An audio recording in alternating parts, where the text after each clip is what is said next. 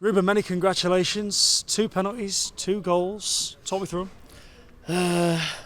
It's been a long time since we had a pen. I think Torquay was the last one. So was I really confident before the pen? Well, not really, but you know, I do my thing. The first one I stopped and he went, so I just put it away. And then the second one I thought, okay, he's now going to wait, so I just shot it quick and thankfully it went in. And then at the end of the day we got the win and the 20 games unbeaten record. So in the history books, which is a proud thing as a team. So we are really happy. Yeah. How much does that mean to the group, the record-breaking thing?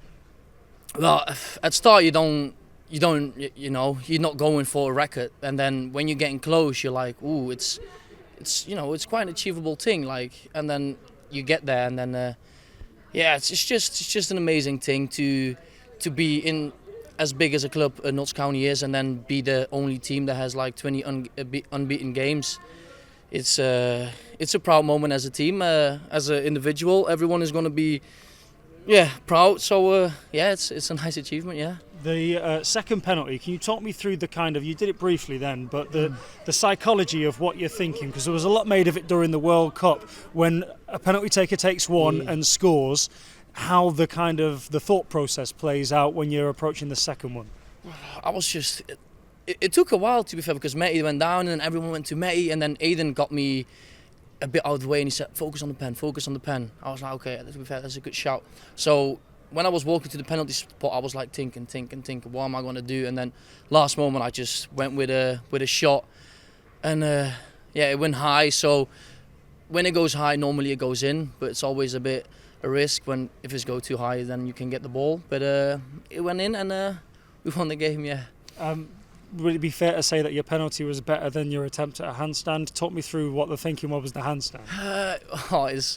It's really weird to ever talk about it. So me, Vinny and Aidan, we watch Love Island together, and every time during the break, we just start breakdancing for some reason.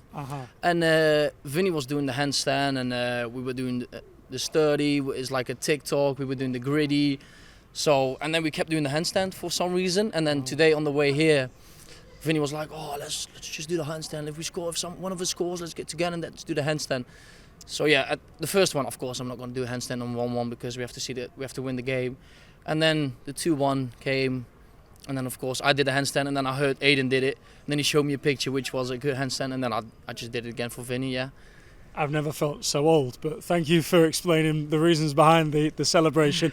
There are the different types of wins, aren't there? There are the wins where you can blow a team away. There are the wins where you have to work a little bit harder at it. And tonight felt like one of those where not everything clicked straight away, but in the second half, once it did click, did you feel you were good value for the win? Did we deserve it? I don't know, but first half we came in and the gaffer wasn't really happy with our performance because the high was a bit low. Normally we always catch them offside, and if not, we always take the ball from them and then we start playing. It's like we were panicking first half, so we got in and then we had a good chat. The gaffer told us like how it's supposed to be, and the second half it clicked a bit better. It was still not our best performance. I can't lie, the pitch wasn't very helpful, but of course it's not an excuse to use that, but it wasn't the best of wins. But at the end of the day, we got 3 points, and we are buzzing. Doesn't matter. Yeah. I guess like an away point is usually looked at as a good thing in this league, particularly against a team like say a Solihull Moors who came so close to promotion last season. But because of how high the standard is between Notts and Wrexham this season, are you aware when you're out there on the pitch that a point just isn't enough, that you have to go for all three? Yeah, we are aware. That's we know that they've been knocking on our door, and we know that they didn't have a game today. So we knew a win was crucial because it's never nice to play games in hand.